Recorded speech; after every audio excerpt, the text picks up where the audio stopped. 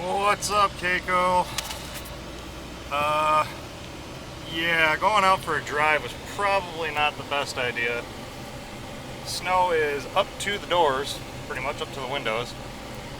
Plow guy, hi plow guy.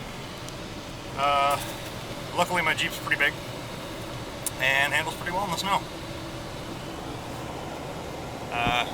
It's definitely blizzard-ish. Wouldn't be so bad, honestly, if the wind wasn't blowing all the snow across the road. But as you can see, I'm doing 30. Not bad. Trucking right along.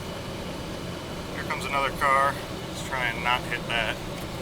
But so far I've only seen a couple stuck people. Not too bad.